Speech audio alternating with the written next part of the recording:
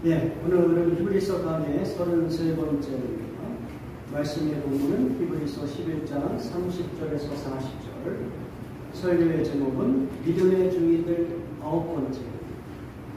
그리고 소 제목은 세상을 이긴 사람들. 오늘 드디어 히브리서 11장을 마무리하는 그런 단계에 들어왔습니다. 히브리서 수신자들, 그들은 유대인 크리스찬들로 우리가 추정하고 있고요. 유대교와 로마 제국의 박해로 인하여 유대교로 다시 돌아가고자는 유혹을 받고 있었습니다. 그래서 히브리서 기자는 그들에게 율법과 선행이 아니라 오직 예수 그리스도가 영원한 대제사장이기 때문에 그분을 향한 믿음으로 남아 있어야 한다고 보존하고 있습니다. 그러한 차원에서 히브리서 11장에서는 구약 성경에 나오는 위대한 조상들이 모두 믿음으로 살았다는 것을 증거로 제시하고 있습니다. 반면에 출애굽한 이스라엘 1세대를 믿음의 증인들로 인정하지 않았습니다. 그래서 히브리서 11장에서는 그들에 대한 언급을 생략하고 있습니다. 오늘 여러분이 신 본문 30절부터 38절까지는 가나안 정복 이후에 사사시대부터 시작하여 이스라엘의 긴 역사를 지나 히브리서 기자 이전 시대까지 대략 1400여 년에 걸친 기간을 다루고 있습니다. 믿음으로 여리고성을 정복하고 믿음으로 기생 라합이 정탐꾼을 평안히 영접한 내용, 그리고 사사들과 다윗과 선지자들의 시대에 대해서는 매우 포괄적이고 간단하게 언급을 하고 있습니다. 그렇게 한 이유는 이 모든 것들을 지금까지의 방식으로 이야기한다면 내게 시간이 부족합니다. 그것을 기록할 만한 지면도 부족하다. 그래서 이제부터는 그냥 이 모든 가나안 정복 이후에 구약시대에 살았던 모든 사람들을 이제 간단하게 요약하고자 한다. 그런 이야기. 그런 차원에서 32절에서 38절을 대략 두 가지로 믿음의 증인들의 삶을 요약하고 있습니다. 32절에서 35절 전반절에서는 믿음의 사람들이 세상 속에서 승리한 내용들을 열거하고 있습니다. 우리가 그 부분을 같이 읽어보기로 합니다. 그들은 믿음으로 나라들을 이기기도 하며 의를 행하기도 하며 약속을 받기도 하며 사자들의 힘을 막기도 하며 불의 세력을 멸하기도 하며 환난을 피하기도 하며 연약한 가운데서 강하게 되기도 하며 전쟁에 용감하게 되어 이방 사람들의 짐을 물리치기도 하며 여자들은 자기의 죽은 자들을 부활로 받아들이기도 하였다. 믿음으로 살았기 때문에 세상 속에서 경험할 수 있는 하나님의 승리를 만드시는 그런 내용들을 열거하고 있습니다. 이들이 경험한 이 승리의 내용들을 우리는 성경을 통하여 알고 있어요. 어느 정도 우리가 다 추측이 되죠. 여호수아, 또 다윗, 엘리야, 또 누가 있겠어요? 다니엘, 기드온과 300명 용사, 사사들, 또 사르밧 가부, 스넨넨 이런 사람들을 떠올리면 여러분이 읽으신 33절에서 35절의 내용이 이해가 될 수 있을 것입니다. 자, 그 다음에 35절 후반절에서 38절에서는 믿음 때문에 오히려 세상 속에서 고난받고 심지어 죽임을 당하는 그러한 내용들을 소개하고 있습니다. 우리가 이 본문 말씀 지붕으로 갑니다. 또 어떤 이들은 더 좋은 부활을 얻고자 하여 심한 고문을 받게 부차에 끌려나기를 원하지 아니하였습니다. 또 어떤 이들은 조롱과 뿐만 아니라 결박과 옥에 갇히는 시험을 받았으며 돌로 치는 것과 톱으로 펴는 것과 시험과 칼로 죽임을 당하고 양과 용새의 가족을 입고 유리하여 궁핍과 환난과 학대를 받았으니 이러한 사람은 세상이 감당하지 못하는 그들이 광야와 산과 동굴과 포굴에 유리하였느니라. 그들의 삶 속에 너무 많은 고난이 있는 것이고 고통이 있고 심지어 죽음도 있었다. 여러분의 인생 그 말씀 속에서 우리가 상상할 수 있는 구약의 인물들이 있습니다. 예레미야라든지 이사야 또는 여러 명의 선지자 이런 사람들 생각해 보면 그들이 믿음으로 살았다는 그 이유로 오히려 사람들에게 조롱을 받고 심지어 돌로 쳐서 죽임을 받고 또 여기서 아주 끔찍한 묘사가 있지만 톱으로 쳐서 죽임을 당한 믿음의 증인 이야기가 나오잖아요. 성경에는 안 나와요. 그러나 어떤 전승에 의하면 아마도 이사야 선지자가 그렇게 죽었을 것이다. 그렇게 생각을 합니다. 다 같이 믿음으로 살았지만 어떤 사람들은 그 세상 속에서 승리한 모습으로 살아간 그런 모습들이 보이고요. 어떤 사람들은 하나님 앞에 귀하게 쓰임받는 그런 삶이었음에도 불구하고 세상의 그 눈으로 보면 그냥 억울하게 인정받지 못하고 비참하게 또 죽음을 당하는 그런 믿음의 증인들도 있다는 것입니다. 그래서 이제 히브리서 기자는 이러한 그 믿음의 증인들에 대하여 두 가지 평가를 오늘 본문에서 내리고 있습니다. 그리고 이 평가는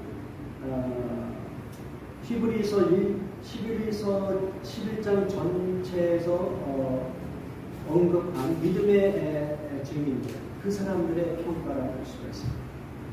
그 사람들의 평가. 그래서 우리는 오늘 그 믿음의 증인들에 대한 두 가지 평가를 같이 살펴보기를 합니다.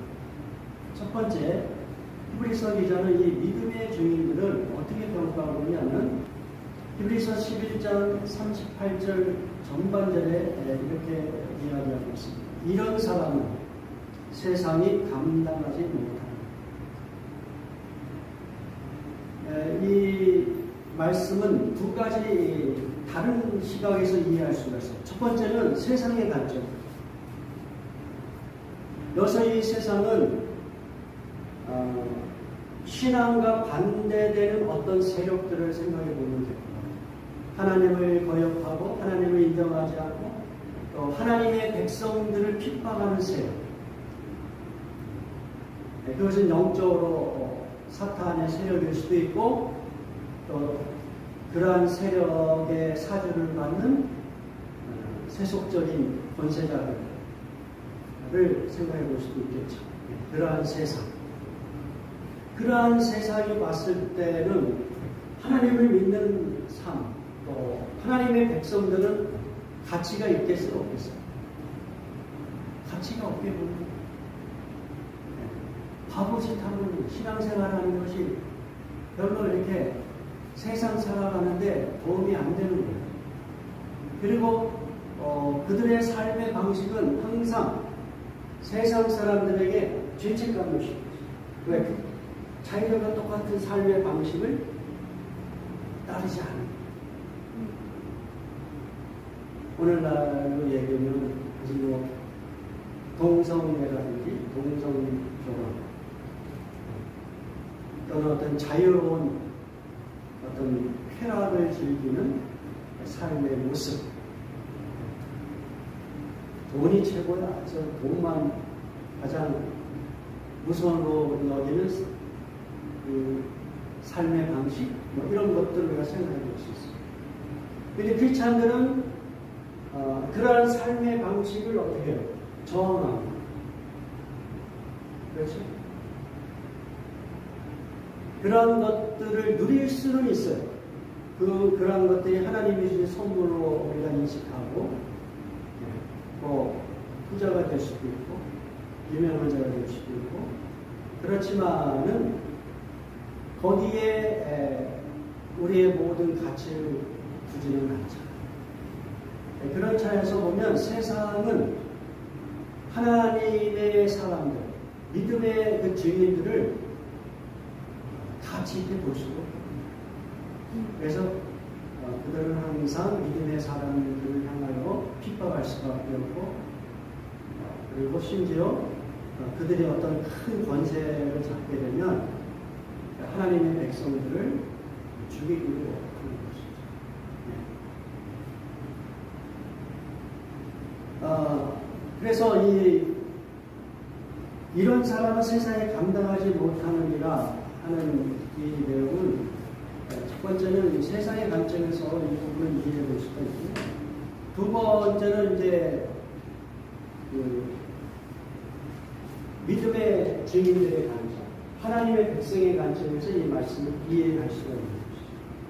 이 사람들에게는 이렇게 하나님을 거역하는 그 세력은 어때요? 가치가 있게 보여요? 가치가 없게 보여요. 그들은 세상 속에서 더 힘이 있고 더 부자고 그리고 자기들을 핍박할 수 있는 그런 권세자로 보이지만 그러나 믿음의 증인들의 입장에서 보면 그렇게 눈에 보이는 무시무시한 권력과 어떤 그 공포스러움 그런 것들을 두려워하지 않거나 또는 그러한 세력들을 그렇게 대단하게 보지 않았단 말이에요. 그래서 그들의 입장에서 보면 믿음의 증인들의 입장에서 보면 그러한 세상은 아무런 가치가 없었던 거예요. 그게 이제 NIV 영어 성경의 표현입니다. The world was not worthy of them. 하나님의 그 믿음의 증인 그들에게 있어서 세상은 이렇게 가치 있는 게 아닙니다. 하나님의 백성들이 어떤 현실의 삶에 성실하게 충성스럽게 살지만 그러나 그 현실의 문제 때문에 하나님의 말씀을 거역하지 않을 수 있는 이유는 진정한 더 높은 그 가치는 하나님의 나라로 여겼기 때문에 그런 어떤 세속적인 권세와 그 가치를 어떤 면에서 거절하고 그것을 가치없게 여길 수 있었던 겁니다. 세속적인 권세가 핍박과 환난으로 믿음의 사람들을 이렇게 힘들게 하였지만 그럼에도 불구하고 그들은 결코 하나님을 향한 믿음, 그 신뢰를 놓지 않고 끝까지 하나님께 유일한 소망을 두면서 그 모든 세상의 힘들을 이겨내었다는 것이죠. 이런 면에서 히브리서 11장에 나와 있는 믿음의 주민들은 모두 세상을 이긴 사람입니다. 세상을 이긴 사람. 이렇게 평가하고 있다는 것이죠. 자, 그 다음에 두 번째, 이 믿음의 증인들은 어떤 사람들로 평가하고 있냐면 하나님으로부터 약속을 받았지만 그 약속의 성취를 경험하지는 못하였다. 이런 평가를 내리고 있습니다. 그것이 이제 히브리서 11장 39절에서 40절. 이 말씀 같이 공부합니다. 이 사람들은 다 믿음으로 말미암아 증거를 받았으나 약속된 것을 받지 못하였습니다. 이는 하나님이 우리를 위하여 더 좋은 것을 예비하셨은즉 우리가 아니면 그들로 온전함을 이루지 못하게 하려 하십니다. 이 사람들이라고 했어요. 이 사람들은 11장, 히브리서 11장에서 언급된 모든 믿음의 증인들을 가리키고 있고요.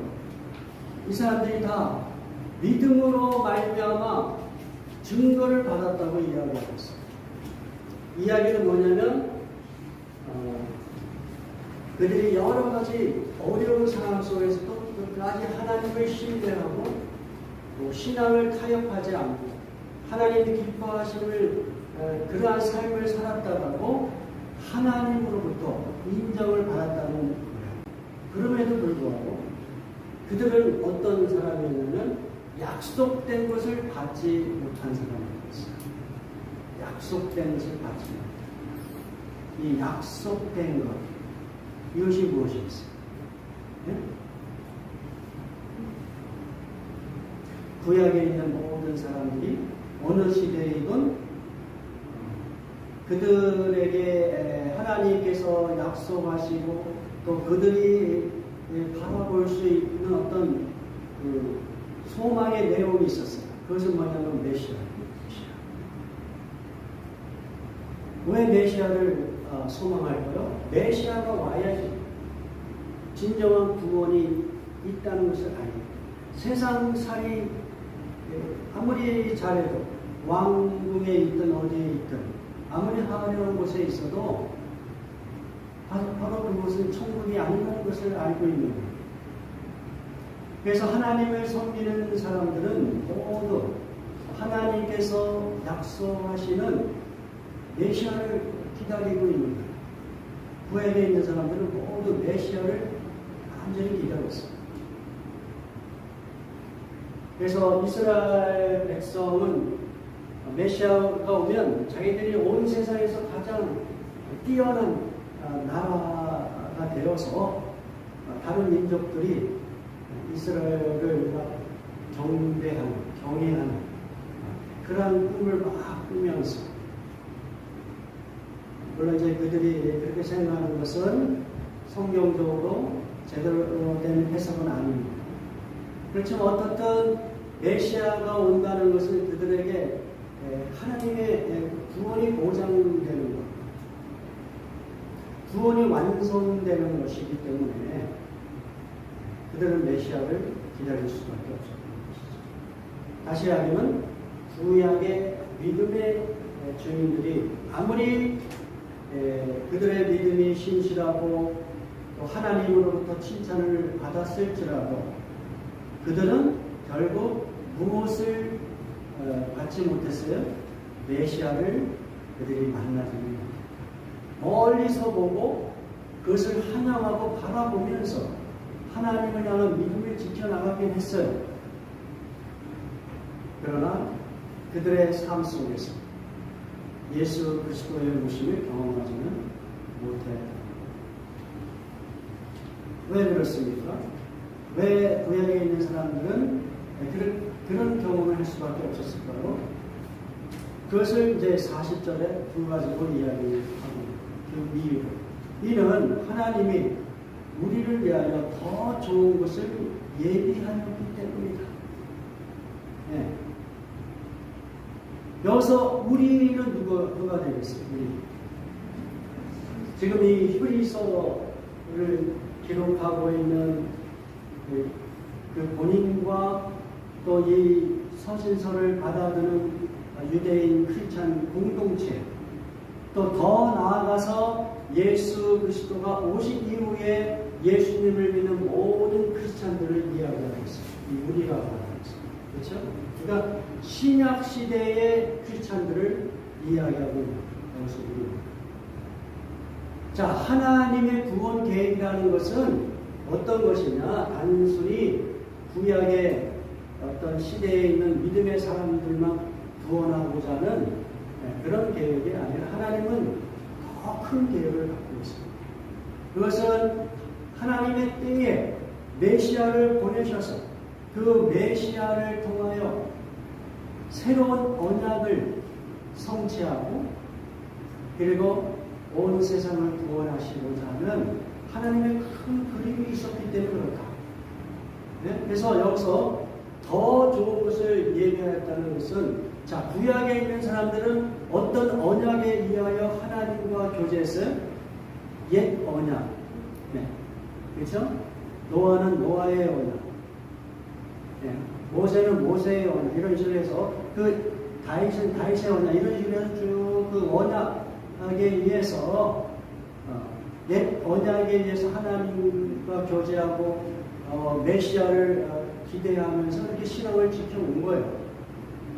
그런데 하나님의 때에 하나님의 구원의 큰 그림 속에 이제 예수 그리스도가 오시면 새 언약을 가지고 온 세상을 구원하시겠다. 그 새 언약은 뭐예요? 구약의 언약과 차원이 전혀 다른 언약. 우리가 그것을 이미 히브리서에서 공부하였습니다. 여러분 기억나세요? 예레미야 31장의 말씀을 인용하면서 새 언약은 옛 언약보다 더 좋은 약속이다. 더 좋은 내용을 갖고 있다. 더 좋은 소망을 갖고 있다. 네? 여러분이 기억하십니까? 예수 그리스도가 새 언약을 통하여 우리에게 주시는 더 좋은 약속들이 무엇들이 있어요? 예수를 믿는 자들은 날마다 죄가 생각이 나서 제사를 지내는 구약시대의 그런 방식이 아니라 새로운 언약에 의하여 예수 그리스도를 믿는 자들은 그들의 죄를 하나님께서 더 이상 기억하지 않으시겠다. 그래서 우리를 온전히 정결한 자로 거룩한 자로 만드셔서 하나님과 1대1의 관계, 중간에 어떤 인간 대제사장이 필요 없어요. 하나님을 아빠, 아버지가 부르면서 그렇게 하나님과 교제할 수 있는 새로운 언약을 우리에게 허락하시는 거예요. 또 우리를 이렇게 정결하게 하였기 때문에 이제는 성령 하나님께서 하나님의 백성들에게 거주하시잖아요. 임재하시잖아요. 그렇죠? 구약의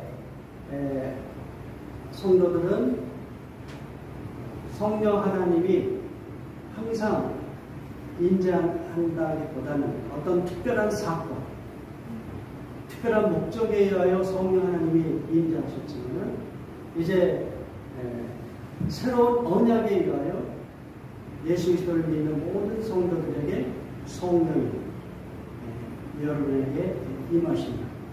다시 말하면 하나님께서 이제 여러분 곁에 함께 동행하시는 분으로 역사하십니다.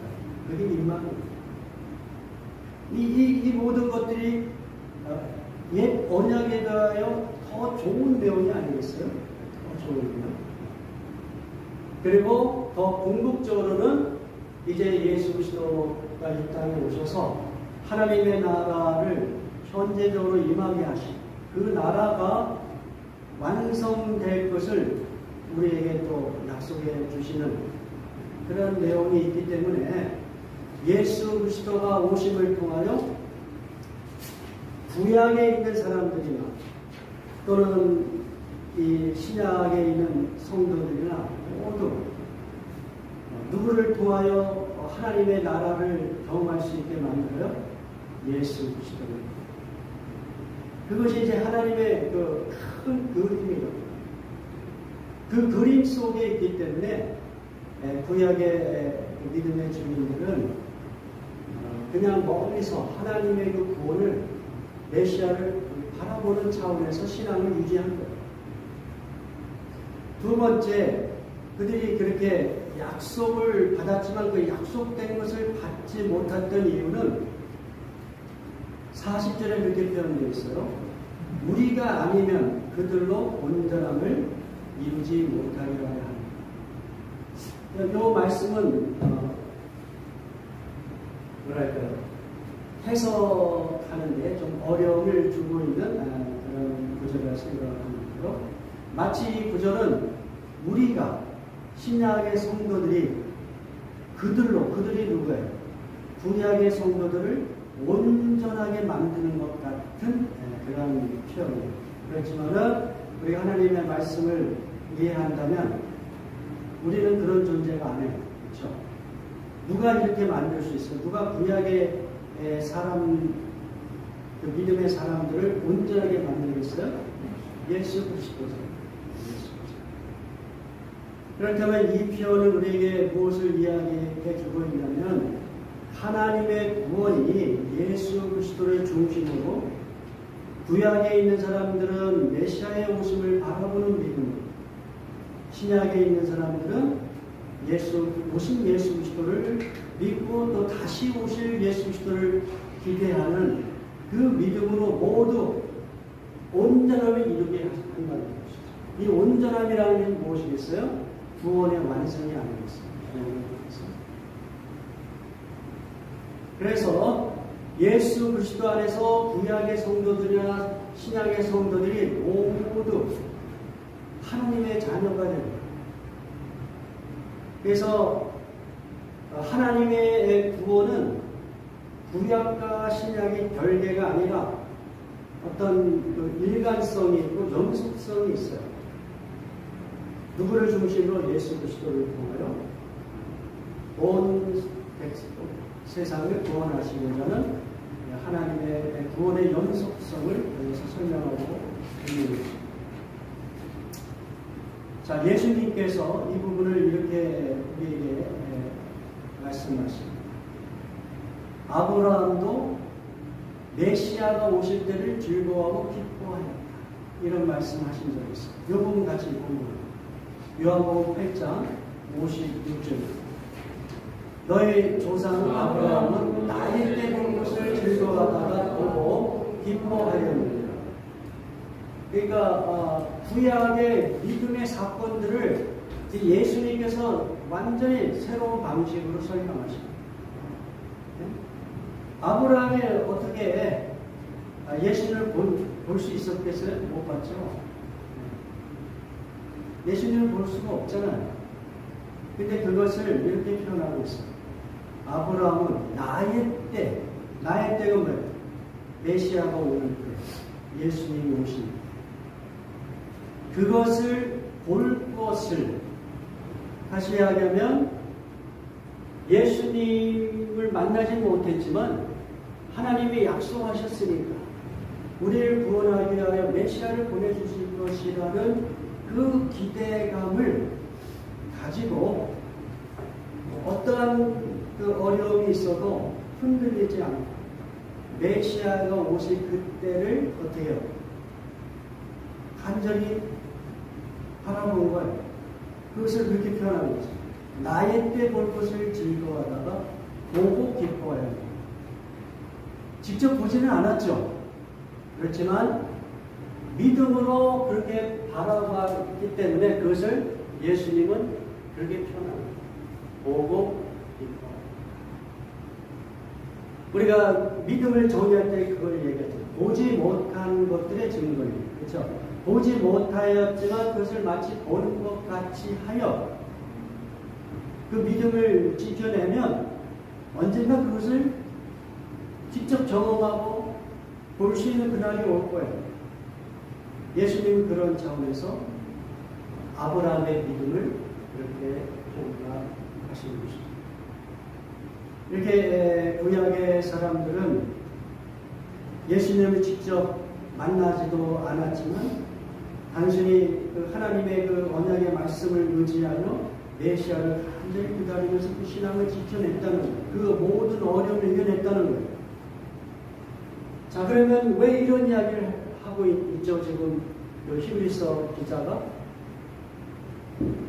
지금 이 편지를 받아드는 유대인 크리스찬들은 언제든지 유대교로 배려할 수 있는 유혹을 받고 있단 말이에요. 예수를 믿는 신앙을 지켜내기가 쉽지 않단 말이에요.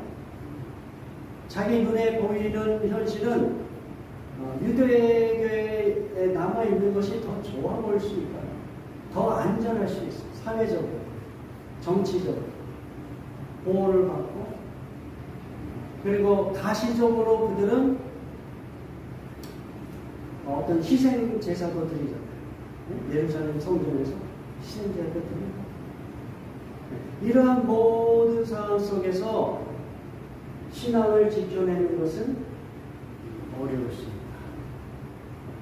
그러나 이제 히브리서 기자는 도전합니다. 그러나 너희는 누구를 직접 보거나 만났어요? 예수 그리스도. 구약에 있는 사람들은 예수 그리스도를 멀리서 보고 그냥 바라보는 믿음으로 그 믿음을 지켰는데, 너희는 이미 오신 예수님을 만났거나 또는 그 오신 예수님을 통하여 더 좋은 약속을 갖고 있는 존재 아니겠어요?